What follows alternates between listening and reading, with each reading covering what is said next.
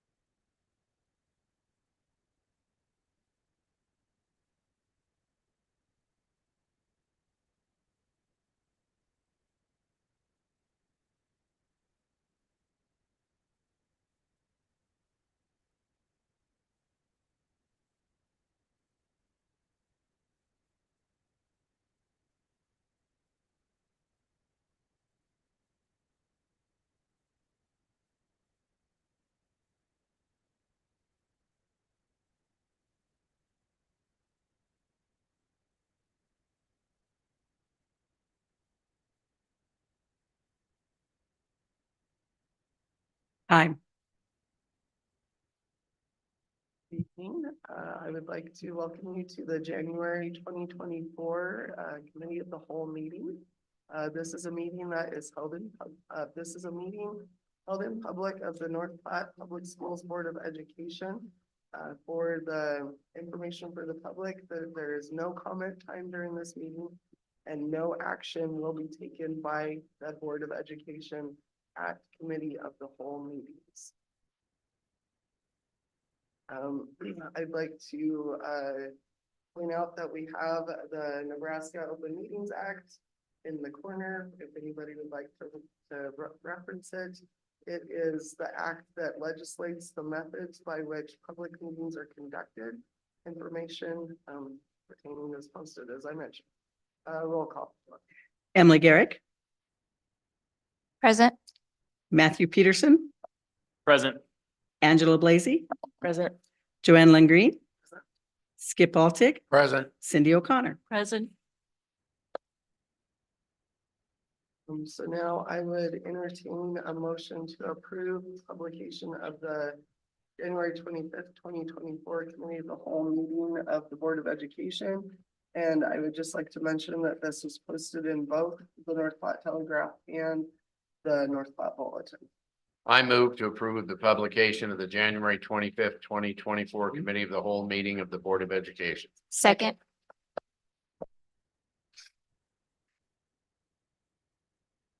Now, I'll entertain a motion to. We need to vote. Sorry, sorry, roll call. Matthew Peterson. Aye. Angela Blasey. Aye. Joanne Lengreen. Aye. Skip Altig. Aye. Cindy O'Connor. Aye. Emily Garrick. Aye. Thank you. Now I'll entertain a motion to approve the agenda. I would like to request one item be moved up in the agenda. I would like to move the executive session up just after the board engagement. So if we could have a motion with that change. I move to move agenda item 8.9 executive session to follow number 7 board engagement on the agenda. I second. Roll call. Joanne Lengreen. Aye. Skip Altig. Aye. Cindy O'Connor. Aye. Emily Garrick. Aye. Matthew Peterson. Aye. Angela Blasey. Aye. And for all that are able, please join us in the Pledge of Allegiance. pledge allegiance to the flag of the United States of America and to the republic for which it stands, one nation, under God, indivisible, with liberty and justice for all.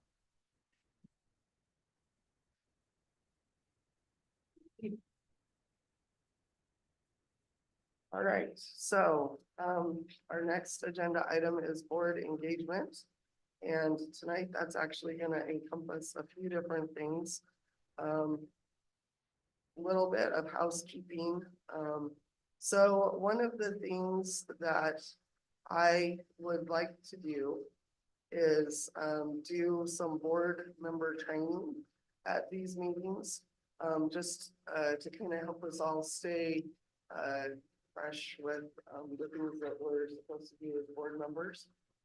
And so one of the things that I had printed and shared with you tonight, it's the 8 characteristics of effective school boards.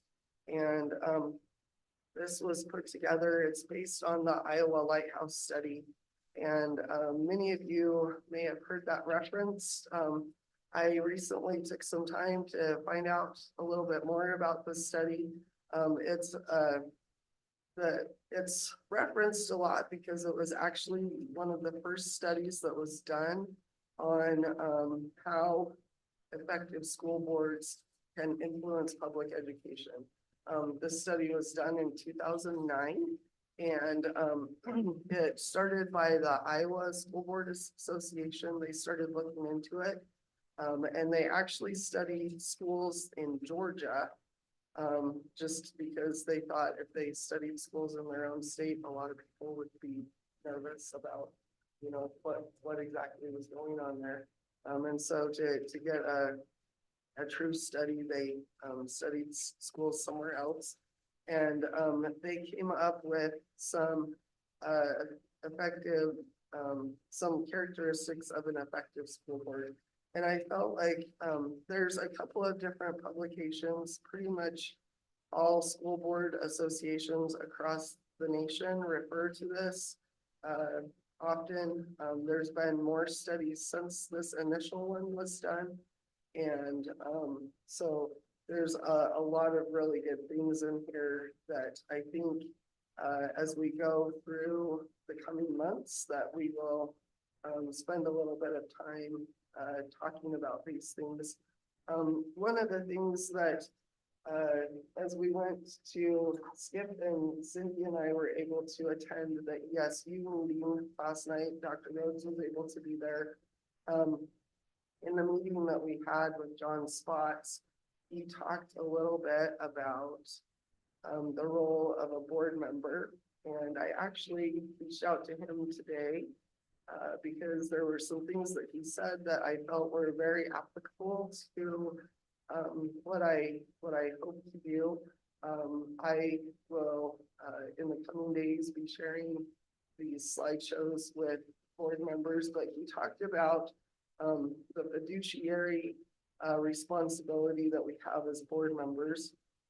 And so I looked up fiduciary because I wanted to know a little bit more about that other than what Mr. Spot shared through his slideshows last night. And it says, when individuals agree to serve as board members, they take on fiduciary responsibilities that's statutory and common law require. Specifically, they have to comply with 3 fiduciary duties: care, obedience, and loyalty. If board members understand and embrace these responsibilities, they can fulfill those duties and hold their fellow board members accountable to do the same. However, failure to comply can create serious and costly consequences for a board member who could be held personally and financially liable for breach of duty, and the not-for-profit organization could face legal liability and have its future success stymied. Under duty of care, it says that you are to handle business of the organization with the care of an ordinary and prudent person would use. Board members must be engaged. They should actively participate in meetings, review documentation, ask questions, learn about the activities of the organization, understand risks, and be intentional when they are deciding what risks are acceptable. As stewards of the organization, board members must think short-term and long-term and have depth of knowledge to understand documents like financial statements and strategic reports and know what questions to ask internal and external advisors. Duty of loyalty.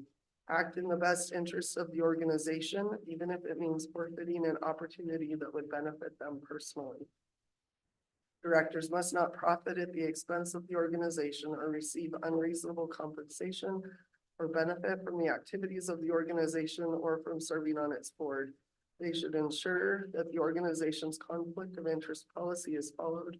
That may mean disclosing on a Form 990 any compensation, familial relationships, or business transactions between the nonprofit organization and themselves or for their family member business interests or other relevant connections.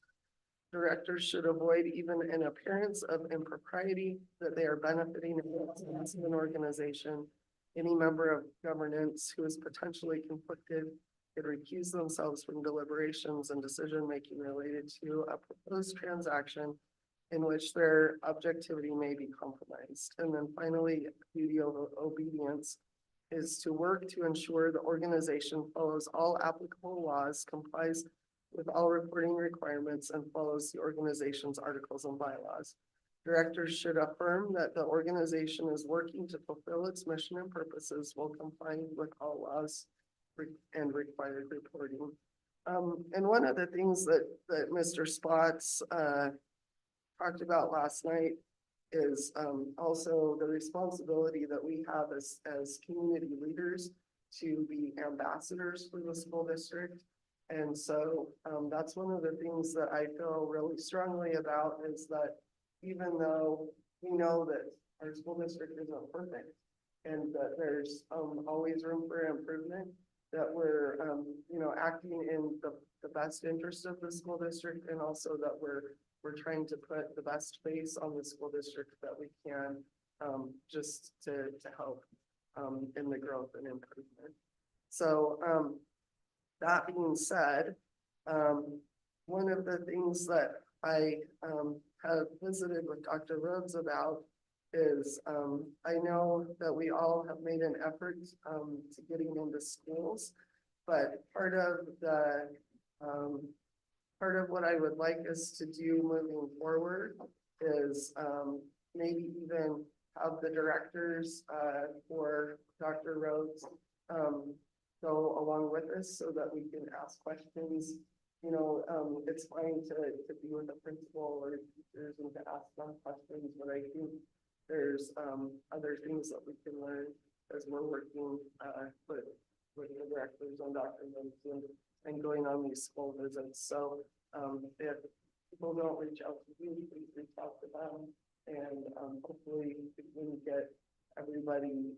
It would be nice if we could set something up monthly where you're going with another member of the school or of the district leadership team into a school, and they can kind of highlight some of the things with curriculum or I don't know if many of you have seen the food pantry that Randy has set up at the high school, and I know there's some of those things at other schools. So there's just so many great things that I'd really like to make sure that everybody has an opportunity to see those things and to learn more about them. And I'm really hoping that we can, one of the things I'm hoping with our committee as a whole with the directors and then also with these school visits is that we can develop more of a relationship and have more trust with each other so that when we're going around the schools that people aren't worried about that you're seeing the dirty laundry, but it's okay because everybody knows that it's there. So and we just need to recognize those things, but know how to work as a team to make things better. Also, every month, Dr. Rhodes has newsletter that goes out to the district. And, I mentioned to him, one of the things that was mentioned in this 8 characteristics was how you report the board meeting after the board meeting. And so I mentioned to him after our last board meeting that it would be great if there was a way that we could communicate what happened at the board meeting. And, he said that would be great. We haven't put out the newsletter yet. And so some of you may have seen in the newsletter that went out the week of the board meeting that I, had a piece in it, reported on the board meeting, and, also did a little bit of a highlight about myself, just kind of some fun things. I did get to go see the show, by the way. If you don't know what I'm talking about, read the newsletter. It was really good. And so I would like to, be able to highlight, different board members each month until we get through everybody. And then at that point, I'll have to figure out what I need to do. But just, I think it would be fun for people to know fun things about the board members, just as a way to make us maybe not seem so scary, I guess. Because I think sometimes people, just because you're on a public board, you can seem a little bit intimidating. So, and another thing just to be thinking of, we will be planning a retreat. So maybe let me know what, what months look better for you, if it looks better, to do a late spring, early summer, a late summer. And then, yeah, we'll be talking about some other things. So, I think that about covers it. So I'll entertain a motion for, our executive session. I move pursuant to section 84-1410 of the reissue of the revised statutes of 1992, known as the Nebraska Public Meetings Law, that the board hold a closed session for the purpose of discussion of collective bargaining. I further move that this closed session is clearly necessary for the protection of the public interest and for the prevention of needless injury to the reputation of individuals, and that strategy sessions with respect to personnel matters, real estate litigation, and collective bargaining are specifically authorized by the Nebraska Public Meeting Law. Roll call. Skip Altick, Aye. Cindy O'Connor. Aye. Emily Garrick, Aye. Matthew Peterson. Aye. Angela Lacy. Aye. Joanne Lynn Green.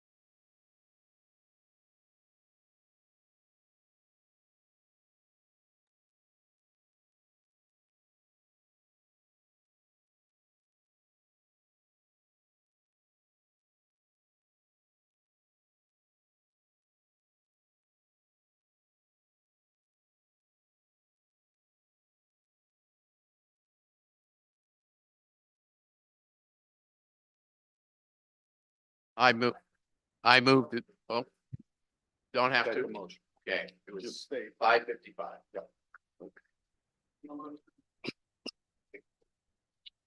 I'm not sure where we lost Angela. She was in the hall. Here she comes.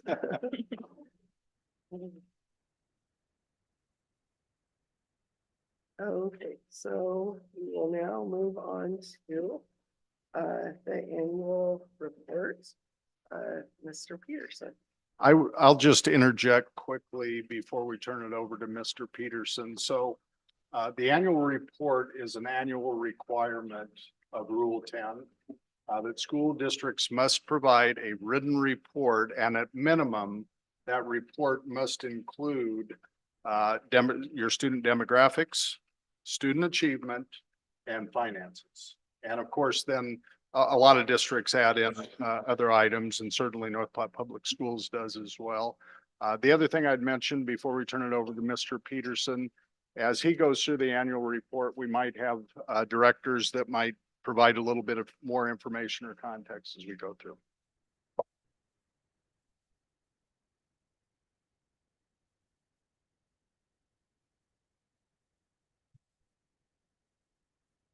Well, thank you very much for letting me join you this evening and spending some time here talking about our story for North Platte Public Schools at our first committee of the whole. Pretty exciting. A lot of work went into putting this together, and I wouldn't have been able to do it without everyone else in the cabinet. Being my first year, finding all of the information that's out there, and it's all available, but knowing where to look and everything, it certainly wouldn't have been done without everyone's help here. So I sure do appreciate that. We'll kind of go through this, and if you have any questions as we go through, if we could wait till the very end, and then that way, if the other directors need to help answer those questions, then that'll help that speed up the process a little bit for us. So to begin with, we have our message here from Dr. Rhodes, and talks to us about the goals for North Platte Public Schools and the direction we want to go, and everything that we want to do for our students, and mentions in there the importance of being able to communicate, connect, and commit. And we have our guiding principles where we talk about every child, everything we do should be what's better for our kids. At the end of the day, if we're doing that, then that's only going to make our school better, and we're going to be better teachers, and our students are going to be able to perform better. Positive relationships, professional capacity, systemic structures and processes, conductive learning environment, collaborative spirit, and moral compass. And right there towards the end, we talk about every member of the North Platte Public Schools family. And that includes all of us around the table, and it includes our teachers and all of our principals and our students and the parents, everyone in the community, how it really does take a village, all of us to work together to try to make those gains, and doing everything we can for our students. So a lot of good information in there for that. As we go over to page 2, we have the Board of Education. So this would be a good time to say happy Board of Education Appreciation Week. Yep. Appreciate all that you do for us. And scrolling down,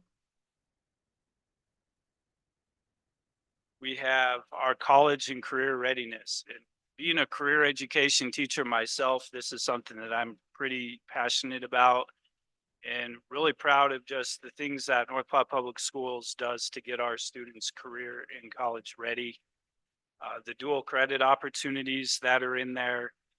NPHS last year offered 27 dual credit courses that allows students to take up to 107 college credits while they're going to school there, which is a pretty amazing opportunity to get that jump start on their futures. As we look at that, some of those courses students can take at Mid-Plains Community College on the campus there, and there are several where they can take at North Platte High School also. And it says NPHS also had 149 students take advantage of the career internship. So it's not just about being college ready, but especially career ready, getting those opportunities to work with people in our community, with our business partnerships, and working with professionals and networking with people who are good mentors and role models for them. Students learn those employability skills of what it takes to be successful in those areas that right now that they are interested in pursuing. So great opportunities there as mentioned through there, and also looking to build on that in the future. On page 4, we have Kids Club.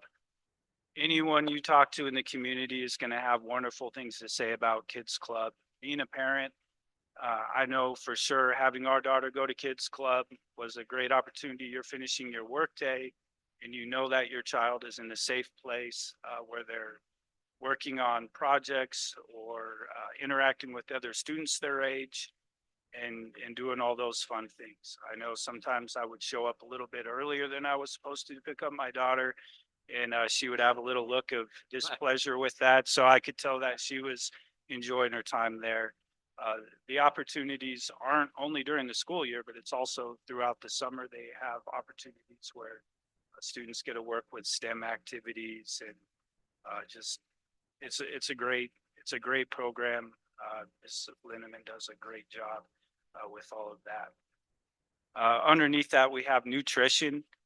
So this really kind of blows my mind looking at this breakfast. There's almost 300,000 breakfasts that were served in 22-23, and in lunch over 300,000, 500,000 meals being provided for our students. Just, I was wondering how many meals I made for myself my entire life, and it wasn't near 500,000. So the ability to do that and to get students great things to eat to help them get through their school day is amazing efforts by everyone who takes part in that.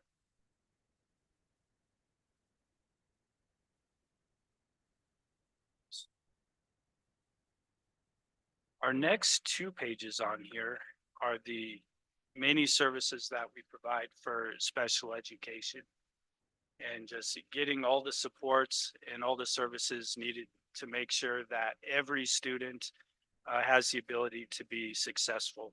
And by saying all students, we mean all students means all students.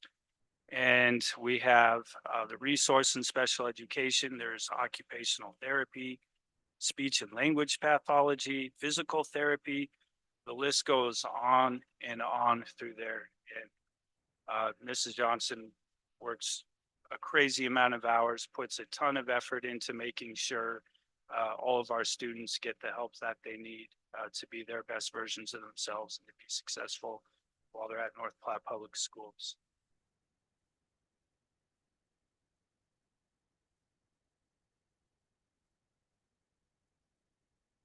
As we scroll down to page 7, we have information for our enrollment.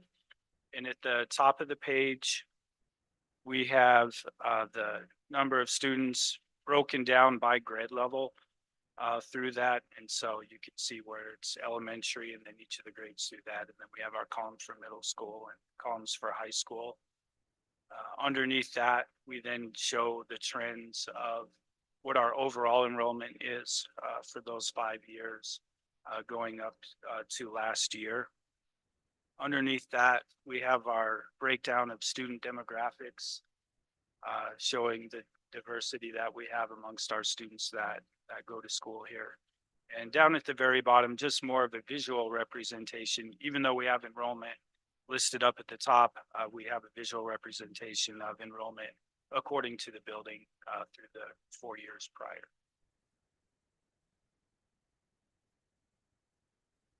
For page 8, we have our EL program, and we've had the presentations for EL at ADCO. And for me being new in this position and just kind of being prior to this in my own area of my classroom, it really opened my eyes to about the opportunities and all the programs that we have available for those students.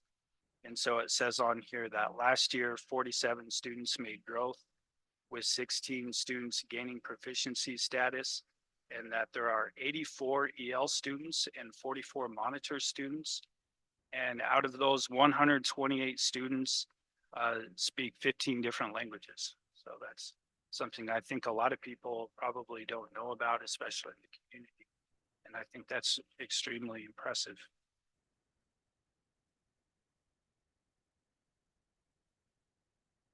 Underneath that, do you want me to mention Bullpup Preschool?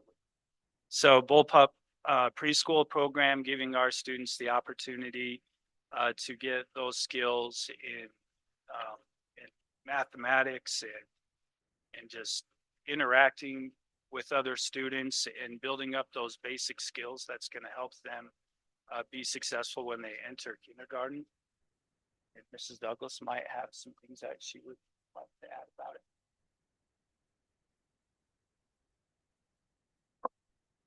Sorry, it's new, new microphone. Yeah, so our Bullpup preschool program is aligned, they call them early learning guidelines, and they're standards set forth by the state. And so all of our staff adhere to those guidelines, and they do a really wonderful job of preparing students for entrance into kindergarten. So we have a really dynamic staff that does a great job over there at all of our locations of preschool. Thank you.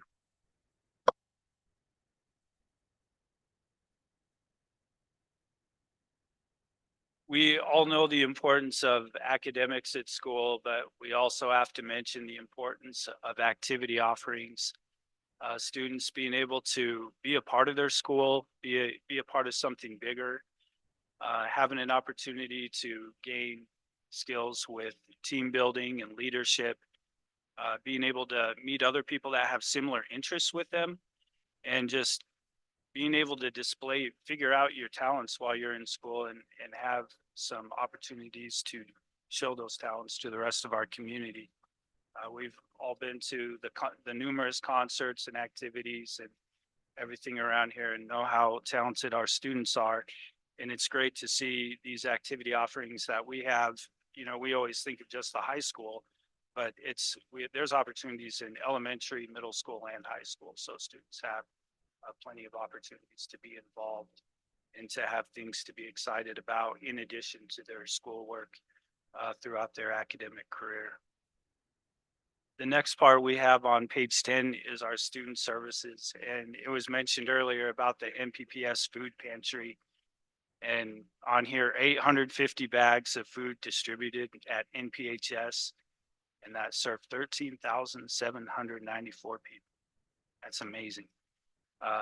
That's also can be equal to 4,390 households. And the backpack opportunity to get 1,000 backpacks with school supplies out to students really helps all of our students have a great opportunity to experience as much success as possible. Randy, would you like to talk more? Yeah, we talk about food on there, and I just want to point out student services does much more than provide food to families. But on the topic of food, also all of that food distribution has not came from the school budget. That comes from fundraising and some of that through Food Bank of the Heartland. So that's money that we kind of go out there and fundraise for, so we can provide those services without impacting our school budget. But we also provide mental health services for students in need, and basic need type services that we provide. And I think one of the things that we forget about is our department really is a liaison for all of the agencies out in our community. So guardian ad litem, the court system, health and human services, the region, and all of those agencies come to our department, talk about students. So we're not putting that burden on the buildings of getting phone calls for records or follow up on students, probation, all those agencies. So that's another key service that student services really works within our community. So that's it. Thanks. Our high ability learner program, we know that students learn at a huge variety of different rates and have all sorts of different strengths. And for students that are able to have the ability to catch on to concepts quicker than what other students might, We can't just call it a day with those students. We have to continue to challenge them. And their education needs to keep going. They can't just work for 10 minutes and be done for that class period. So the high ability program allows us to identify those students that have those abilities, and then to offer opportunities for those students to continue to grow and develop. There's opportunities for teachers to gain strategies on differentiated education to be able to reach all abilities while they're teaching. And that. So. Yeah, so at elementary, we really focus with our high ability program on giving students lots of experiences. So we kind of expose them to lots of different areas. We do monthly high ability learner days where we bring all students across the district together. Sorry, those are semester. We do those twice a year. And then monthly, we have the students in the building come together to do activities. So the elementary, it's a lot of exposure, but then as they grow in secondary, it's more about finding their niche and finding the activities and the academic scheduling that really fits their needs and kind of tailoring their program towards them individually. The coordinators at the secondary level really try to focus on also the social and emotional development of the high ability learner, because that trajectory seems to change for students as they age. Not only are they getting more involved in school, but that means a lot more pressure in the things that they do get involved in. And so our secondary coordinators spend a lot time with them. During middle school, they actually have breakfast meetings twice a month. And so students can come in and talk about those things with the coordinator. The coordinators provide different activities and opportunities for them. At Madison this semester, they're going to experience some STEM projects through the I3 trailer through the ESU 16.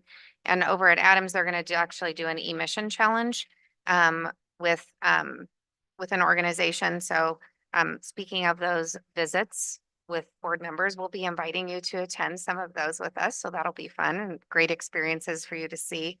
And then at the high school, that always becomes a little bit more challenging with the high ability learners. Most of our high ability learners are really heavily involved in a lot of things in the mornings and after school. So our coordinator at the high school actually communicates with all of our high ability learners through a Google Classroom platform and promotes different things through them, through the platform, challenges, different resources that they can access if they're struggling in a variety of ways. So go ahead.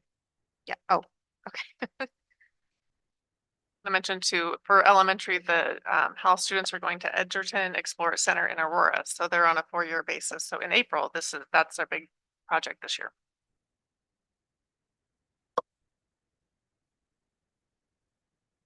Next up, we have state testing. So we have some charts on here for NSCAS, and it's broken down by math, ELA, and also science.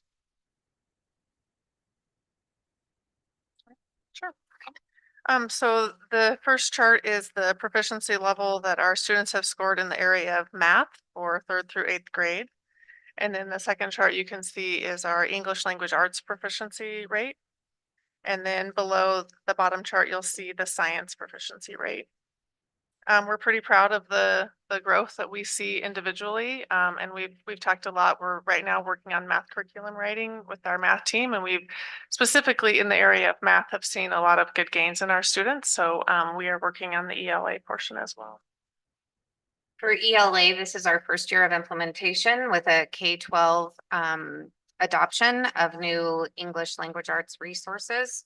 There's been a shift at the state level, not only with the standards, but also the investment, encouragement of the local districts to invest in high quality instructional materials that are grounded more in the science of reading and skill-based information versus just knowledge and content. And so that has been a cognitive shift for all of our K-12 teachers, but it is also a cognitive shift for our learners as well. And so we're very hopeful through the implementation and all the on-site coaching that is taking place. We had on-site coaching happening this week at secondary, and next week we'll have on-site coaching happening next week.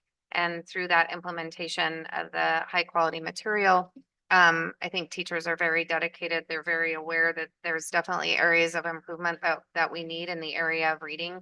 And so I think they're very excited about the resources that they're using. They're very challenging.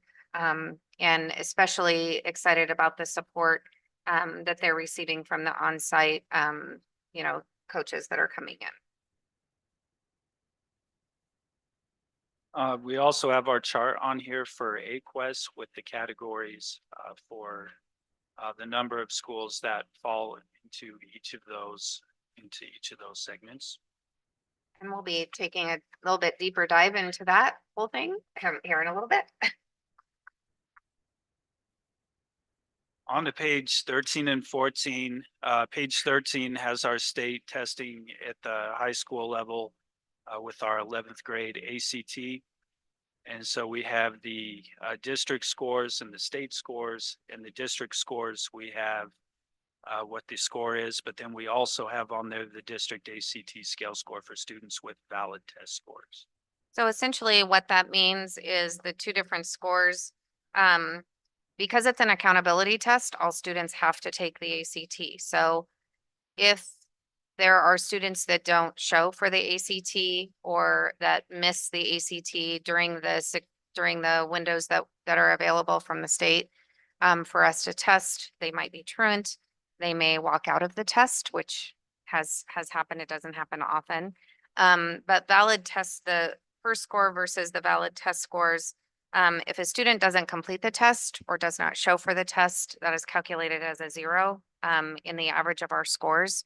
And so I just think it's always important to note the average calculation for all of our valid test scores. So every student that actually received a score that completed the entire test, all parts of the test, so that you can see the different averages between the two. For our graduation statistics for the class of 2023, we had 282 seniors that graduated. 109 seniors had taken 12 plus dual credit classes.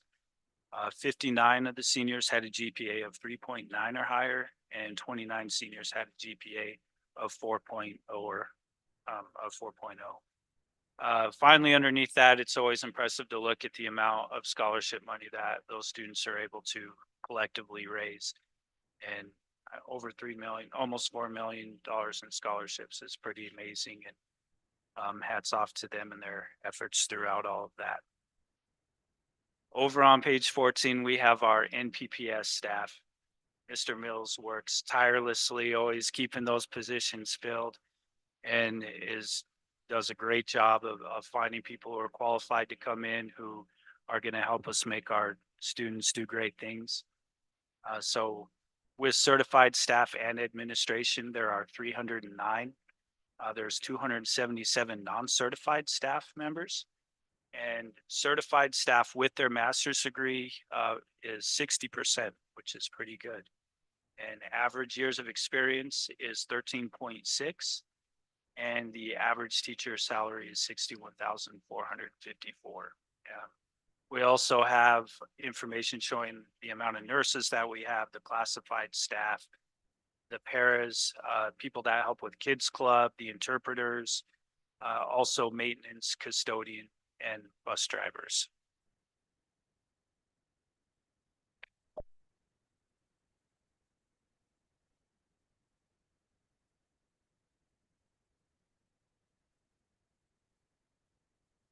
Beneath that, we have our instructional time. So with preschool, we have it divided out between the half days and the full days. Elementary, and then we have middle school broken down by school. So Madison and Adams included there, and then North Platte High School. And for our financial report, we have our budget and just the variety of categories where this money goes to. So you can see where it's divided up into instruction, pupil support, curriculum and library resources, general admin, school administration, fiscal services, building and grounds, student transportation, community service, and then the amount from grants.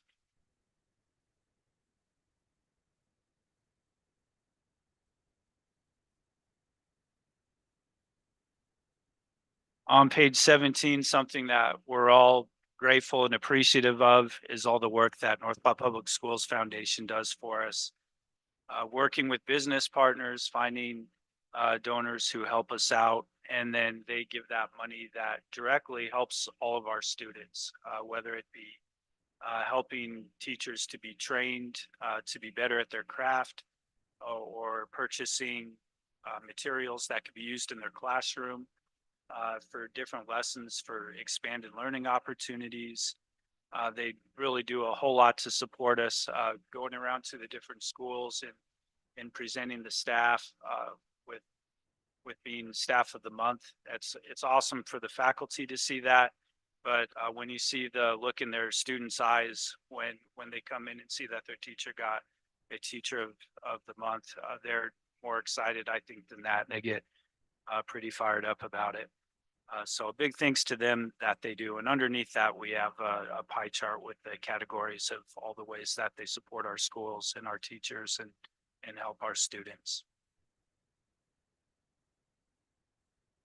And after that, our Come Grow With Us, be sure to like and subscribe our social feeds.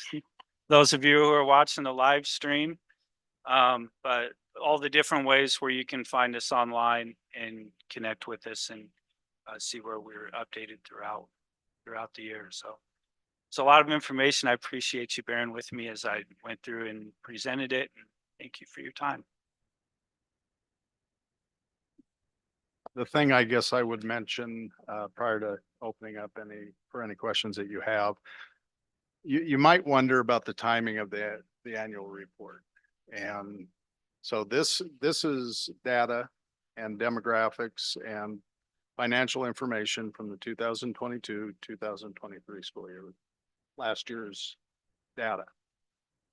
Well, the reason that we can't put the annual report out really any earlier than January is due to NSCAS and AQuest data. So we get embargoed data from the Department of Education generally sometime around end of October all the way up to Thanksgiving break. And then we have an opportunity to provide feedback to the department if we think there's some errors with that data. So every school district does that, and then it goes back to NDE, and then they have to re-scrub all the data that has come in, because right now what we have with our accountability is a norm referenced assessment system. And so they have to re-norm everything based on all the school districts coming back with different, might be attendance data, certainly could be performance data, and those different indicators that are within our AQuest. So it doesn't become public, and it hasn't for the last couple of years until right before Christmas break, kind of that mid-December. So until we can get all that data, since one of the requirements from Rule 10 is you must include student performance data, that's the reason that it isn't maybe a little bit more timely than what you would like it to be. And certainly we would like it to be more timely as well, because if we want to make some instructional decisions for our kids, pretty hard to do when you've already spent a semester of your next school year. And so I will tell you from being in a meeting today with the commissioner and other superintendents, I think they want to speed that process up a little bit so we get more real-time data, so we can really evaluate the data and make potential changes that are positive for students and achievement and opportunities. That will not be the case for next year. Next year's system is going to look like the system that has been in place. There might be some minor changes, but the timeline is not going to change. We're looking at major changes, most likely for the 2025, 2026 school year.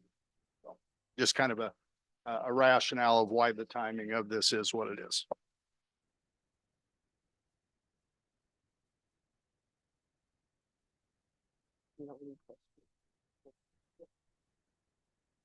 No questions, but thank you. This looks great. I know you guys all put a lot of time and energy into this, so I do think it's an important.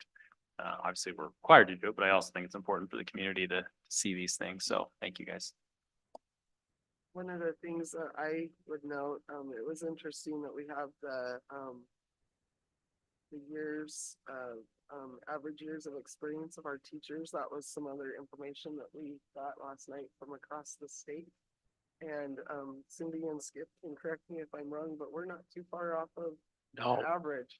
just And right, almost right on it. Yes. So it was, really interesting for them to share some of that data with us as far as, salaries and just different demographics, years of service of superintendents, principals, teachers, all of that sort of stuff. So, it's, yeah, it's interesting to see.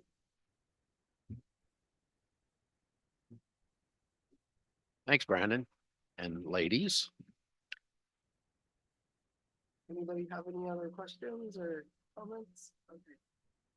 We'll move on to, the strategic planning process then, and I'll turn that over to Dr. Rhodes. So there is a document that's attached to tonight's agenda. It's just a one-page document. It's kind of a snapshot of the process that we're going to be going through for planning, the planning stages for our new strategic plan. And if you remember, in December, the board approved Dr. Kim Som Mills and Dr. Todd Triple as consultants to work with North Platte Public Schools in the development of the 2025-2030 strategic plan. And that actually is going to start in June so that we have everything ready. So we're going to work on the strategic plan during the 2024-2025 school year so that when we get to August of 2025, we're ready to move forward with our new strategic plan. I would like to point out to the board the dates of June 13th and 14th. That's when the strategic planning committee will come together. That's going to be a group, most likely of about 35 to 40 internal and external stakeholders. Board members are more than welcome to be on that committee. And there's nothing wrong with whether it's one, whether it's all six of you. And in past experiences that I've had, we have always had a few board members that have been on that planning committee. And even when it gets time for you to approve that strategic plan, that's still okay. And so again, we're looking at internal folks. So we're looking at representatives from our buildings in terms of our administrators. Obviously, our central office folks will be on that committee. We'll have teachers on that committee. We right now are looking at two juniors that will be seniors next school year that will be on that committee. Business folks from our community members, and parents will make up that group. And it is a fairly intense 2 days where you're going to work on beliefs, parameters, potentially mission and vision, or in our case, purpose and direction is what we call mission and vision. So there might be some editing currently to what we have with our purpose and direction. Might be something brand new, but that'll be formulated by that group. Dr. Rhodes, sorry to interrupt. Are those dates set in stone? They are set in Okay. stone. Yep.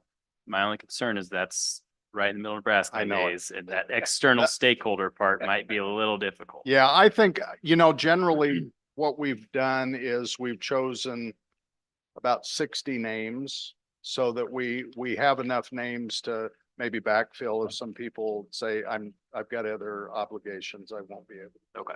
Yeah. And we talked in great length with both Kim and Todd about that. And of course, their timeline and their calendars were pretty full as well. And I think what we came to the conclusion is we're a large enough community that we still thought we could have pretty good representation for those 2 days. So. Well, yeah, that's my concern. And it is, it's an 8 to 4, but generally they try and get everybody out by 3.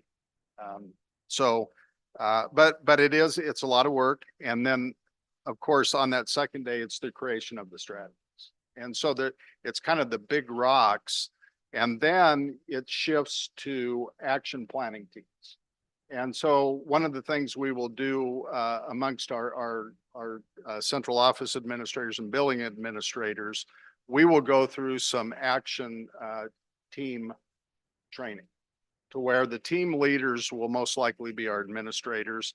And then the teams will be, could be people from the planning committee, or they might be other people that we think have some expertise as associated with the particular strategies that'll be invited in. And they'll probably meet 4 to 6 times throughout first semester, and they'll really kind of break down that strategy. A lot of research is involved, a lot of digging into what best practices are associated with a particular strategy. And then each action team will develop the action plan to meet that strategy. It's very specific. And then when we set the date in January, that planning team will come back in January, and each one of the action teams will present to that group that met on the 13th and 14th. There'll probably be some probing questions that committee will ask of the action team. And then the action team may do some editing or polishing on those strategies, but by the time they walk out on that January date, you have a finished document that we'll bring in front of the board sometime in the spring for final approval. So it's pretty intensive. I really like it from the standpoint of stakeholder involvement, because you have people that are on the planning committee that are both internal and external stakeholders, but then each action team could provide another opportunity for both internal and external stakeholders to be involved as well. So just kind of wanted to go through that process a little bit. We're kind of finishing the last year of a strategic plan, but we're going to be working on the new one. The other thing I would mention, the other thing that is happening in March, I want to give you this date, is that we have our external visit. We've kind of talked about that in the past, and that is March 24th through the 26th. What we would ask of you is to look at your calendars on the evening of March 24th. That's a Sunday evening. That is when we have scheduled the district presentation that will be in this room.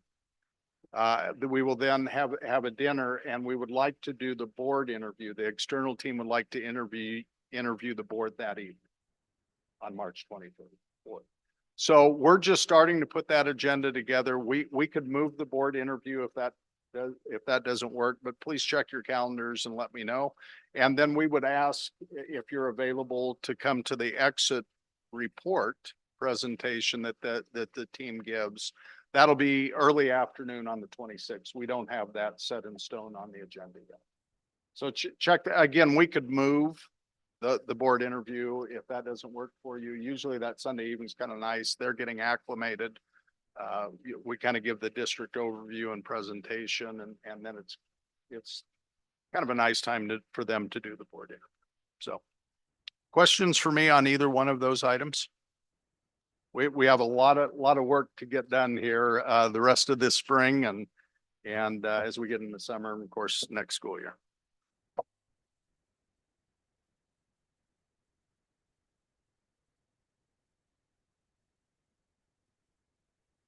We'll move on to the NSCAS report from Mrs. Carlson and Mrs. Douglas. Okay, so as you saw in the annual report, you saw the page that was devoted to AQuest. And so we wanted to take a minute to kind of educate you on what AQuest is and why we refer to it. And so AQuest means Accountability for a Quality Education System Today and Tomorrow. And we use this system to become classified. Okay, so here's the why. So first of all, it is state and federal mandated that all public school systems do follow this accountability system. It sets standards for all schools. It ensures the responsible use of taxpayer investment and focus funds for improvement. It ensures that we serve students equitably and that there's no misappropriation of funds. It exposes and closes achievement gaps among our student groups. So it looks at subgroups and the different demographics. And so it analyzes how those students are performing to make sure that everything is equitable. And then lastly, it creates a framework for school improvement. So then this is nice. What Dr. Rhodes said, we'll just roll right into our strategic plan, and we use the information that we gather through AQuest and work together to identify our improvement areas and then make a plan to move forward.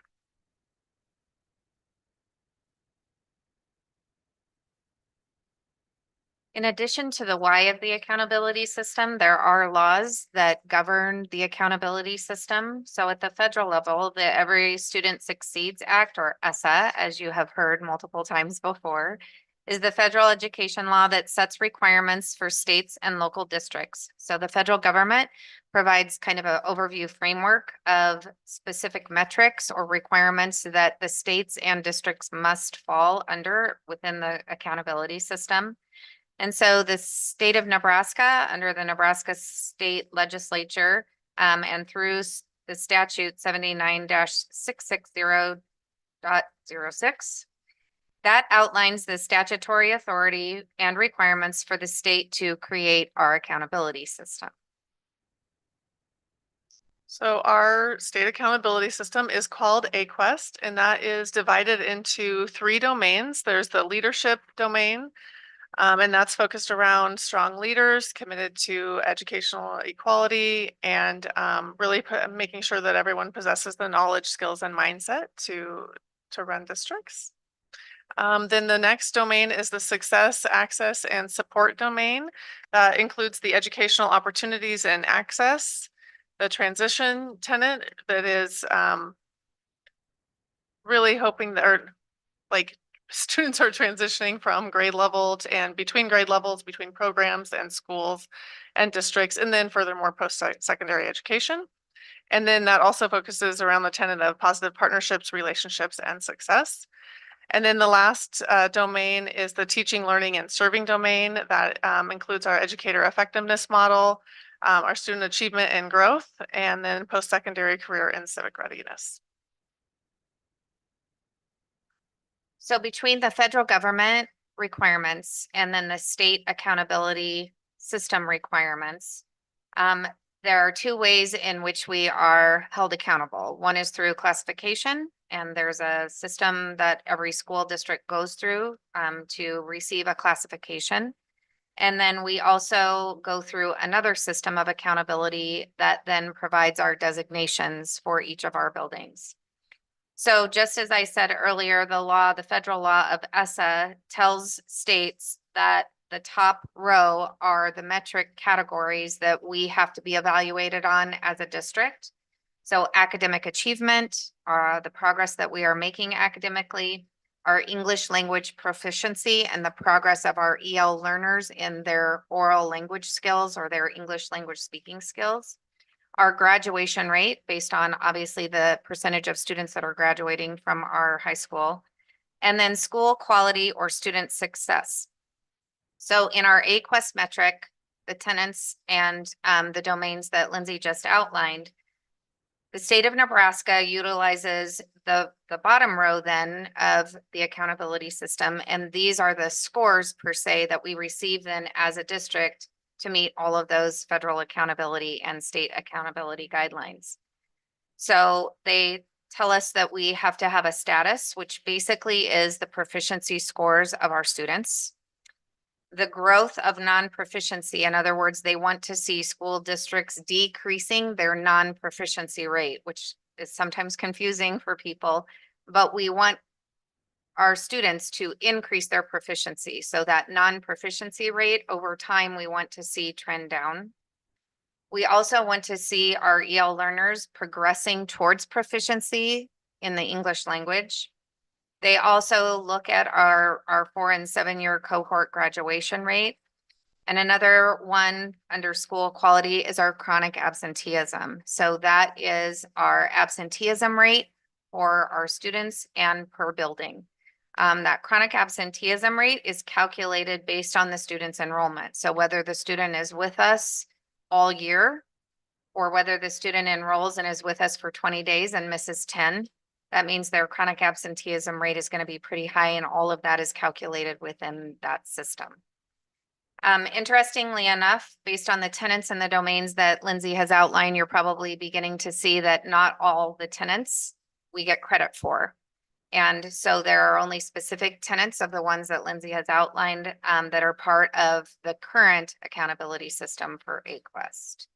In addition to the classification rating that school districts receive, we also are given a school designation metric. And these are just a little bit different than the classifications.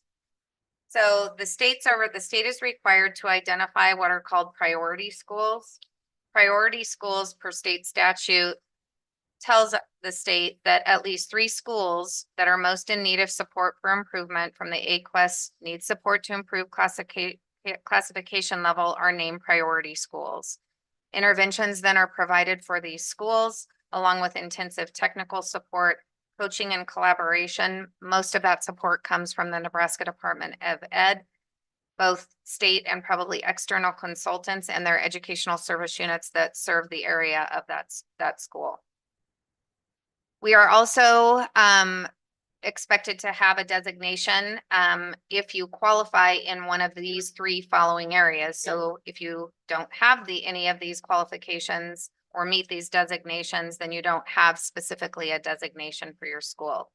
So the first one listed in there is called Comprehensive Support and Improvement. That is a CSI school. These schools are the lowest performing 5% of Title I schools. So Title I schools, if you recall, are those schools that receive federal funds due to concentrations of poverty within that school. Public high school with a 4-year adjusted cohort graduation rate of 67% or below. So if your graduation rate, you're only graduating less than 67 or below % of your overall 4-year cohort graduates, you're looking at receiving this type of a designation. And or schools that are participating in targeted support and improvement that did not improve after 3 years will be designated as CSI. And that's where things can get confusing, because if you receive the next designation, the TSI support and improvement, and you hold that for 3 years and you don't exit out of that designation, then you will be categorized as a comprehensive needs improvement school. So a TSI school is any school with consistently underperforming subgroups or low performing subgroups over a state designated period of time. Those are designated as TSI. They list for you those subgroups that are defined as the 7 major racial ethnic groups, English learners, students with disabilities, and or are economically disadvantaged students. The final designation is additional targeted support and improvement. So any school in which one or more of the subgroups of students is performing at or below the performance of all students at the lowest performing schools will be designated as a TSI. And those designations are also based on subgroup performance. So all of the previous designations under classification and all the metrics, those metrics are utilized to help calculate whether or not a school receives a designation for a specific subgroup of students. All right, so this is North Platte Public Schools classification ratings for the 2022-23 school year. These are the final classification ratings, and if they are rated a 4, they're classified as excellent. 3 is great, 2 is good, and 1 is needs support. So it takes all of those factors into account: the graduation rate, the English language proficiency, the chronic absenteeism, and then the academic performance, and puts all those together, and then that's how you become a classified school.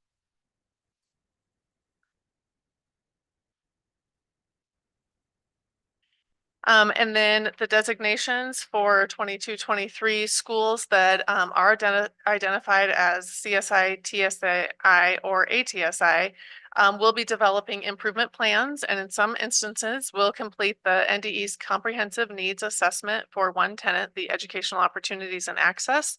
So that is a rubric that the leaders complete, and it analyzes the needs of the building so they know what areas that they need to focus on.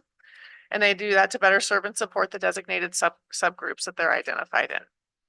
In addition, allocated funding from the Nebraska Department of Education will support districts in providing targeted professional development for those CSI and ATSI buildings.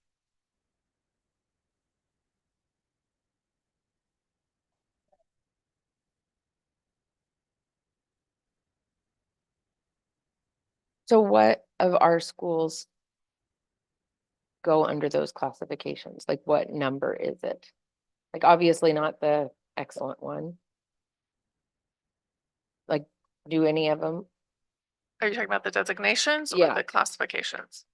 I don't even know. It is complicated. It is a little complicated. So the classifications again, so let me go back another slide. So essentially, you receive your classification number, Right. which is one of those Yep. numbers, right? That I get. Okay, so those classifications are based on all of these Mhm. categories. So they look at everything in these categories. They're calculating your status, which is your proficiency on assessment. So then that's what puts us in, That So could the- potentially lower your classification rating at your individual building. so do we have schools in those individual? So then the designations, that's a little bit different. These are the overall classification. Designations look at specific subgroups. So they might identify the subgroup of special education, and that group of students may not have performed proficiently. In So it's core not really numbers. by building like the classification rating is? They do have subgroup building identified. Yeah, they Okay. do. Yep. So why is the high school so low?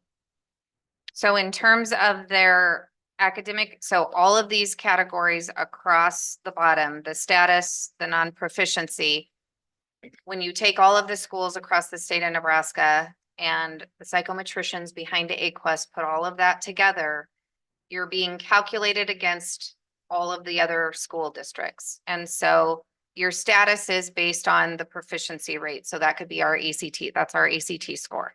So if your ACT score is lower, they're going to look at, you could potentially receive like a lower rating because of where your proficiency level is at. If you have fewer that are not on track or at benchmark, then you're going to receive a lower rating in terms of your academic achievement there. And the other one would be like your non-proficiency growth. So over time, if we're not reducing the non-proficiency rate of our students with the ACT, and I'll tell you that's what basically high school is evaluated on, is the ACT score. Yeah, they're not looking at any other assessment data. It's just strictly only the ACT for proficiency and academic and your status. Is there a plan that I can think of higher?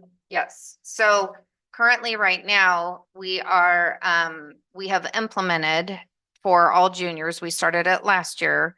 They're taking a deep dive. A couple different things that they're doing is we have implemented the John Baylor test prep, and they started that last semester. So during their Bulldog time, and it's teacher led. So the teachers are leading during that advisement time at the very beginning of the day. Students, all of our juniors, actually the entire high school has access to the John Baylor test prep program. So our current juniors are participating in the training and the test prep through the John Baylor test platform. Teachers are leading that. So there are so many lessons, videos, practice tests, and things like that that students are participating in. And we have that mapped out in a calendar schedule up until the state accountability test. The other thing that we've done, and we're doing the same thing actually this year with our sophomores too, because they take the pre-ACT, which is kind of a precursor to give us an indication of maybe how students are going to do on the ACT. So the state of Nebraska offers that as an option. You can either pick the free, the online prep through ACT, or you could have students, sophomores, take the pre-ACT test. And so we have historically selected the pre-ACT to give students an experience of what the ACT test is like. And so our sophomores are also participating this semester up until the ACT testing date. For the pre-ACT, they are also doing test prep, which is teacher-led and teacher-directed during their Bulldog time as well. Additionally, we are looking at all of the ACT profile reports by department, which basically breaks down your achievement level descriptors and your standards so that we can identify in what subgroups of standards our students may be struggling in. So if it's students are really struggling in the area of, geometry or number sense or text dependent analysis, then our departments the teachers are taking a deep dive into the previous year's profile report to evaluate their current instruction and maybe where they need to improve instruction or focus more instruction on in the areas where we deem ourselves a little bit less proficient in terms of the types of questions that are on the ACT. Provide the board with your findings on that? Yeah.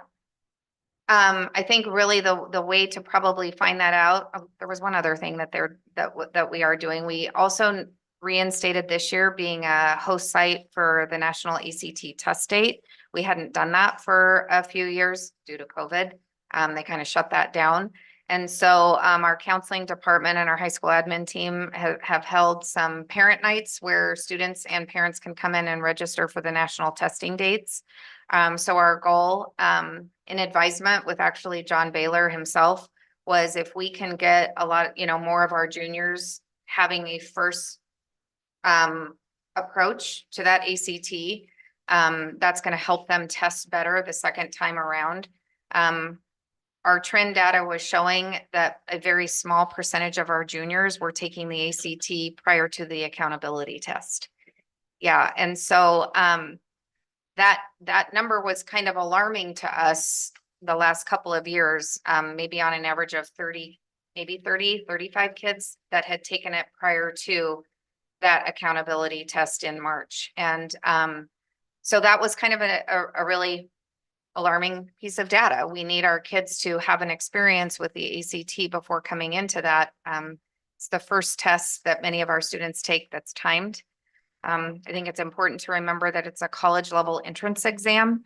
So the other component, I think, of our data that we're really looking at is what are the course pathways that students are completing? Because if you haven't had, for example, college algebra is really important for the ACT test. And if you haven't met that benchmark yet in your course pathway, that's something that I think that we really need to be talking to kids about. Algebra 2, most kids have completed by their junior year, but oftentimes because we're on the block schedule also, students may have taken a math class that fall semester of their junior year and haven't been in math, and again, until maybe their senior year when they sign up for trig and stats or calculus. So there's definitely a lot of, data sets, and both by number and by anecdotal that we're looking at. And I think one of the other, I think Matt asked that question at the board meeting last time, is really that intrinsic motivation, kids having the intrinsic motivation, the why behind the ACT. And I know that our counseling department is working hard with students and having one-on-one meetings, especially with juniors, to plot out a career pathway. What is it that you want to do? And the reasons behind that ACT. So yeah, there's definitely a lot of areas that I think we're focused on, and I'm hopeful that, the results on the other side, prove to be that the efforts aren't futile, that we're actually focused on that. That's why I thought it was really important to include the valid test scores, because you can see that our valid test score composite average is much closer to this overall state average. And so it's just definitely something to work towards. Yeah, absolutely. I think that, the unfortunate part about our assessment and accountability system in the state is, you can look at 3rd and 4th grade and 8th grade, and that is very standards driven, that NSCAS. So everybody across the state, for the most part, should be getting the same curriculum, should be attaining the same knowledge, and then when they're tested in the spring, should be able to show that knowledge on the NSCAS. Well, the ACT isn't like that. Now, it is aligned somewhat to our state standards, but nothing like the NSCAS is. And it's a one-shot metric. It's just the juniors. There's nothing for freshmen. There's nothing for sophomores. And it's just that one assessment that even at this point, a lot of your 4-year schools are saying that is not as important as they used to think it was in terms of entering in the school or into college, I should say. So I don't know if you'll see changes, because it's just it's hard at the high school level to figure out what metric you're going to use to determine status and growth. It just is hard. The other thing you have at the high school, and Mrs. Carlson kind of mentioned it, you can't say that, this junior has had the course of study that they've really needed to be ready for that ACT based on, maybe their interest and what their, what their appetite is going to be for a career. So it is a little bit different, obviously, when we look at elementary and then when we look at 8th grade data as well. So, it just kind of is what it is. And I think the high school has done a really good job. They certainly, that leadership has acknowledged that needs to be a goal and a point of improvement. And they're starting to embed some really positive strategies, I think, to improve that. What's the date of the test this year? March 26th, Tuesday. So it's actually the second day that the external team I is see here. that. So I said, you can't come visit the high school on Tuesday. We're gonna be a little tied Is up. that the same day the Yes, so we will be That's what- administering the pre-ACT and the ACT on the same day. So, and that really works well because our sophomores then kind of have that feel of what that assessment day looks like. They have their first, glance at the what an ACT and a time test is actually gonna feel like and look like and all of those components. So it's nice. Our staff does a lot on that day. They're the ones proctoring the test. We're training them. They're monitoring, they're doing a lot. And so it works really well. We did the pre-ACT and the ACT last year as well, and that worked. So that's the other thing I'm a little bit hopeful for is that our current juniors had a pre-ACT experience last year, and we're really working to try to get them and encourage those students to take the national testing date prior to coming in March. So Yeah, the ACT came in is for everybody after I retired. mhm. But prior to that, we had the tests that we took that took like 3 days. Yeah. You took them over. And all of us helped with that.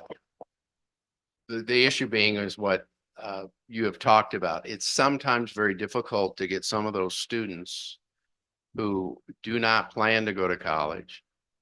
They know what they're going to do to take that seriously.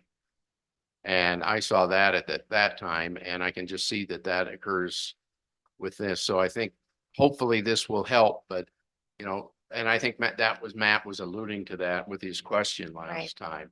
It's really sometimes difficult to get those because they view this as just a college test instead of basically a test for what you have shown in high school. So the more we can do to overcome that, the better those scores will be. And it does present a little bit of challenge for our teachers because it is a college level entrance exam. And so therefore, with the NSCAS, as Dr. Rhodes alluded to, we can actually go into a student's report, look at every single standard that they were tested on, know which one was right and wrong. And you're looking at an ACT test result and you're looking just sort of at general categories. Right. So they may score low in data, high in probability, average in trig and stats, statistics.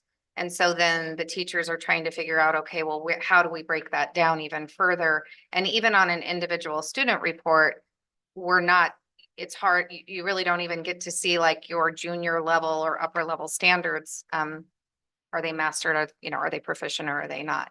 So we have to, work in domain areas more than what we can do maybe specifically with the NSCAS because that is driven by standards. Do we have, trend data from our proficiency scores, ACT, to compare over 5-10 years? Because I think it would be interesting. And I think Dr. Rhodes and I have had this conversation before that it's interesting to see our ACT proficiency be low, and then we have such a high percentage of students graduating with a 4.0 or, above a certain GPA. And so that raises concerns in me of, are we measuring, are we not seeing where students are struggling with our grading scale or with our pathways of scheduling or, are there other issues contributing? Because it feels like those should be more consistent. So I think looking at that trend data over 5-10 years, it would be interesting to see, oh yeah, here we implemented, now we've started pre-ACT, or here we changed our grading scale and now we're seeing this trend. I think that would be really valuable maybe for us as board members to see too, just the long-term impacts of different decisions that are made. And I did want to back up real quick to Angela's question. Do we have those designations? Make sure I'm using the right word, classification and designations. Do we have designations in our district of TSI, CSI, ATSI? Do we know what those are at this point? We do have a few designations across the district. They fall within mainly two subgroups. Currently, we're working on, with the Department of Education on a plan for each one of those, and we will be bringing those to the board so that you kind of have an idea of what the plan's going to look like for those buildings. What I would recommend is that you go to the Nebraska Educational Profile website, and they will have those designations on there. You know, the part about the designations that is a little bit alarming for me is you're always looking at subgroup data. And so that sometimes really creates kind of a negative look on a particular subgroup, whether that's free and reduced or whether that's Hispanic or whatever the case may be. But yeah, we do have a few designations, and we are currently working with the department on what those plans are going to look like and the plans for support in those buildings to improve, you know, the proficiency level for those specific subgroups. Now, remember, on subgroups also, 10 and below don't get reported, or their mask information. So, you know, we actually talked about that today with the commissioner at our meeting, that you know, you have school districts because of their size that fall below that 10, and they don't have this designation, but yet it should be a kind of a red flag that we're not doing something that we need to do for that particular group. And so we kind of talked about equity a little bit as it relates to this system, and maybe that the department could look at how we can, you know, be somewhat equitable across the state. And you can see 5-year trend data on that website as well. So my question is, and you may not have an exact answer for me at the moment, but as a board, what are some things that we can do to help in this area? And if you don't have answers for me now, it's okay. You'll get back to me. Yeah, I will definitely get back to you. Let me think about that. Okay.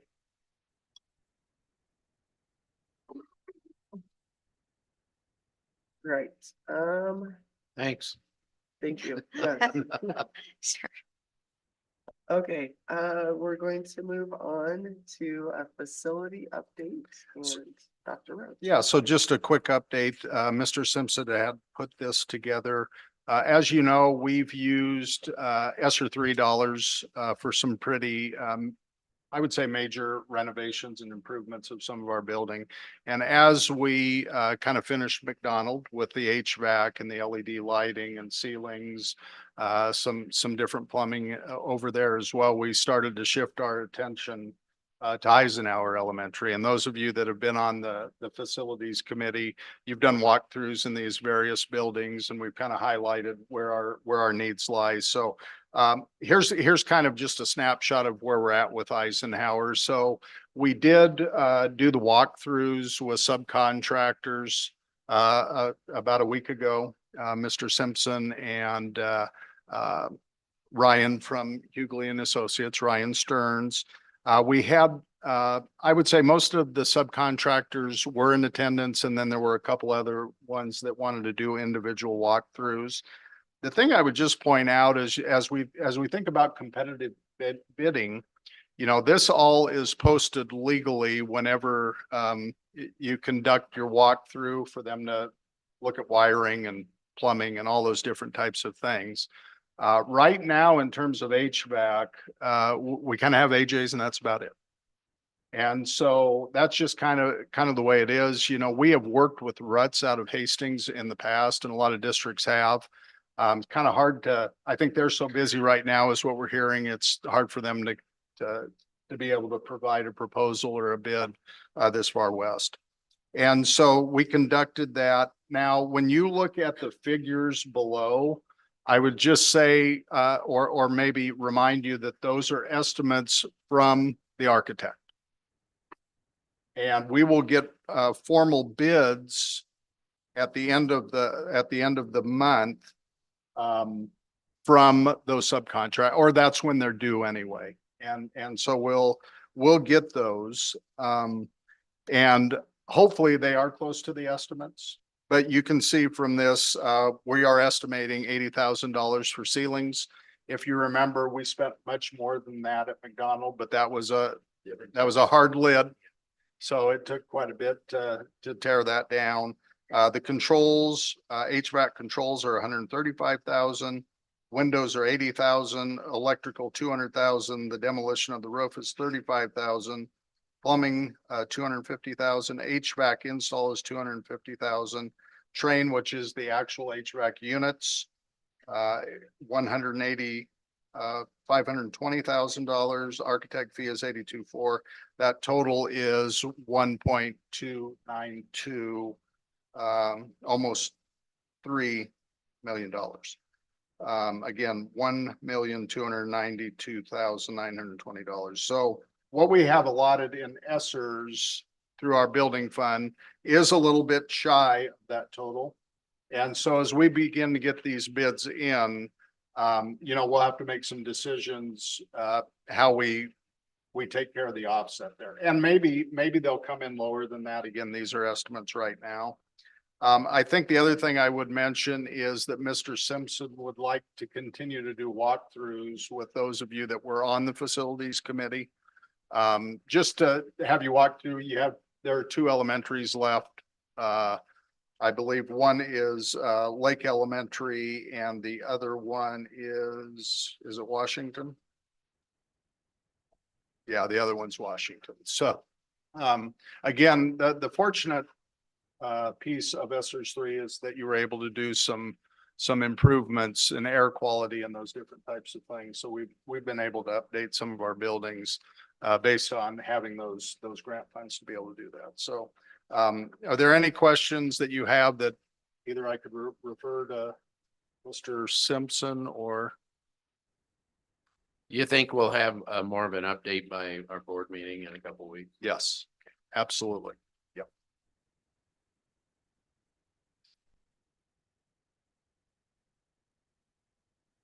Okay, we'll move on to staffing update and Mr. Mills. Thank you, Joanne. Just returned from Kearney this afternoon. I was telling Matt on the way in, the way they're doing their career fair now is a little bit different. The students come in with lanyards, and then that color indicates whether they're ready to graduate or if they already have a job. So a lot of them come in today with the tag, the blue tag, and then they got a dot on them. So I asked I said, why are you forcing these kids to come here? They already have a job. I can't give them a job. So they just looked at me. But it was so cool to see because they have to go. So our student teacher, Kathy, who we've hired for next year, business was there. And it's so cool to see other North Platte kids that come over because I see them every time I go there. Great little fair, low on numbers. There's a lot of us there, obviously recruiting for the same kids, but it's a good fair. Next week, and then I'll go to Wayne State, and then the week after to a couple others. So we're kind of in the recruiting season right now. As far as resignations, you guys see those. So we're 2 there, and then obviously we have Kathy, and then on our positions, we're looking at a PE position at Jefferson Elementary. We want to hire someone over at Washington for 2nd grade. And then we're looking for a couple of dean of students and a media specialist. At the high school, I think you're all aware that we're looking to get our AD hired here soon. We're going to be setting up those interviews real soon. And then also we did make a job offer for the PE position, and that gentleman will be calling me back tomorrow on that. And then obviously we still need that 4th counselor at the high school as well. As far as the district, social worker, working with Brandy, trying to find some social workers, school psych, and then obviously special education staff across the district. So fairly short. Questions from anyone? just keep working. I know it's tough. Actually, they had a comment last night at the I was thinking. I could ESU remember. meeting, Yeah. area meeting between 15 and 16. And John Spots in his talking, there were 700 and like 68.7, which I thought was interesting. And That weren't well, filled last year and then yeah, he went, so it went Yeah. from 2013, there were 74. 2019, there were 118 unfilled positions. 21-22, there were 482 unfilled positions. And then 22-23, there were 768.7. So we appreciate the work that you do because, and he also mentioned that not only are the numbers of unfilled positions up, but the number of applicants are way down. So really appreciate all the work that you put in for our district. And I will tell you, the Department of Education is really trying to think outside of the box as it relates to certification. That was another agenda item that we had today. And they've already have some new certifications that have been put in place. Now, some of that was due to the last year's legislature doing some things with certification, but they're continuing to try to think outside of the box on how we can certify different folks that maybe don't meet the current requirements that NDE has for certification.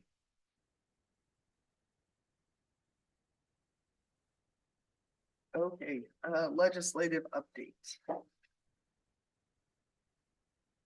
we had our in-person legislative meeting on Sunday in Lincoln, lasted 5 hours that we went through, and we didn't get through all the bills.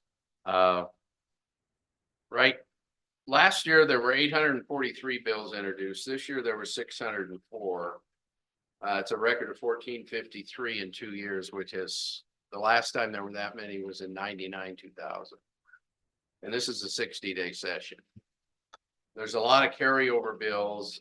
There are approximately 100 bills total that fit in education, whether it's going to come through the Education Committee, Revenue, or the government. There are 100 of them. We still will be meeting every Monday on our Zoom at 10 o'clock, but we went through those. I'm not going to go through all of them with you. If you get on the NASB website, you can get to the bills and they will tell you how our committee voted, and it's a representative of big schools, small schools all across the state.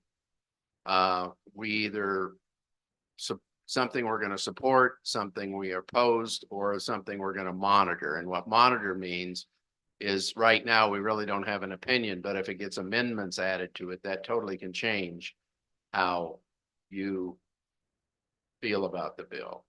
And you can get on there and find out how the committee voted. And we have a lot of discussion and we don't all agree, but on certain things, because sometimes it's a small school, big school issue. And sometimes just a small school issue. But those are there. And if you would like me to know exactly why we did that, I have all my notes and everything. So you on a specific bill, you could ask me why the committee voted that way. Also, the next day at the legislative conference, Senator Hughes, Senator Ibach talked, who were freshman senators last year. Bozar also talked. He's on the Revenue Committee. He was a freshman last year. Senator Brewer came and talked. He's really the only senator that has any tenure, and he is leaving. And then Governor Pillen talked. He talked for half an hour. Now, he was supposed to speak last year too, but his mother-in-law had passed away, so he wasn't there. But he is the first senator, he is the first governor to speak to the legislative conference since Governor Heinemann. And he spoke for a half an hour and answered some questions. So it was very good, well-attended conference. But if you want to know specifics on the bills as they're coming up, they're having hearings now on some of them. So if you want specifics, all you have to do is ask me. And I might go longer than you want me to. So as Skip said, hearings have started. There were probably in the Education Committee, I would venture to say 8 or 9 that have gone to hearings so far. A bunch next week. So the 30th is a big day for education. That's when the Education Committee has 14 bills that will be heard. I think you will see a little bit more testimony from school officials and board members on that day than we have currently, because the bills that have already been heard were I don't know if anybody really took a stance one way or the other. In terms of our relationship with the Greater Nebraska Schools Association, we met last week and we started to go through bills much like NASB does. And we went through and started to list those that we opposed and those that, we were proponents of and that we were neutral. The other thing our group does then is we talk about, do we need to have testimony at that hearing? Do we need to testify? Who's going to testify? Who's going to send written testimony and those different types of things? So, the 18th, 19th day today, something like that. I think it's 60-day session. It's short. I will tell you personally, my fear is that we'll see something like LB 705 again, like we did a year ago.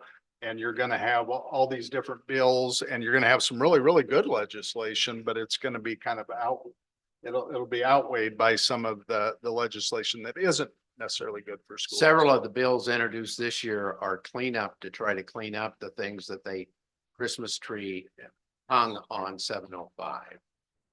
One is a student discipline. There's actually 2 bills on that. So.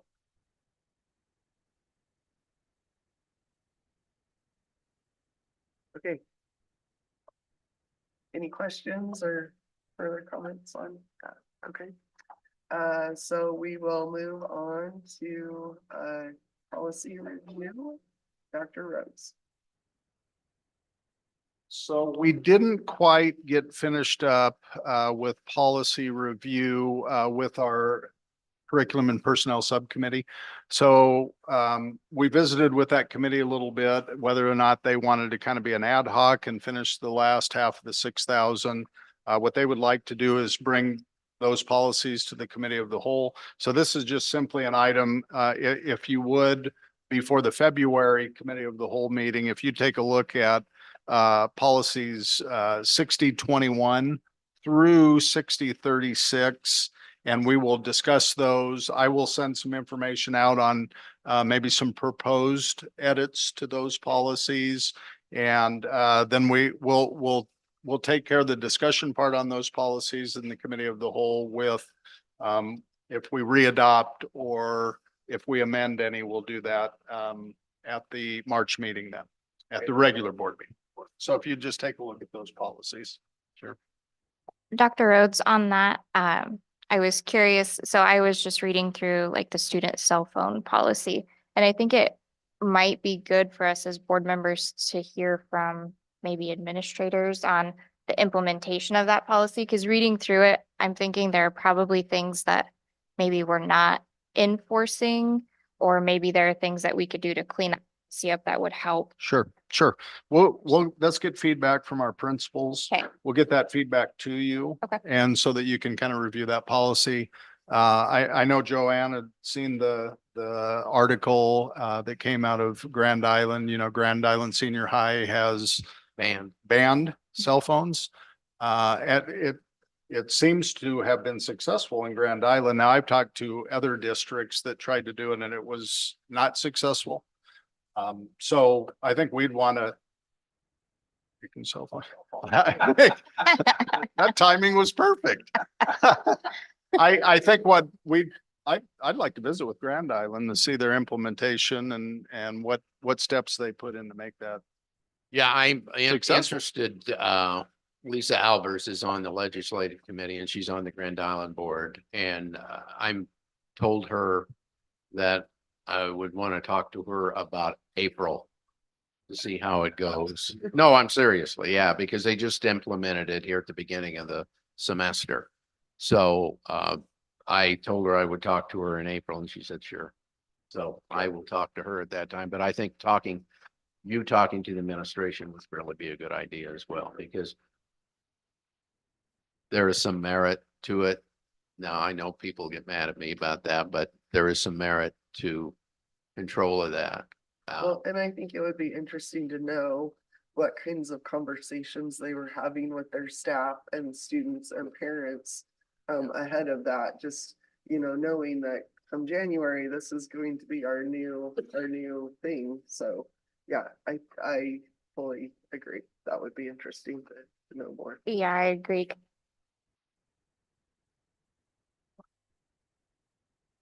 That would probably come from, honest with you, because they like to be able to reach children.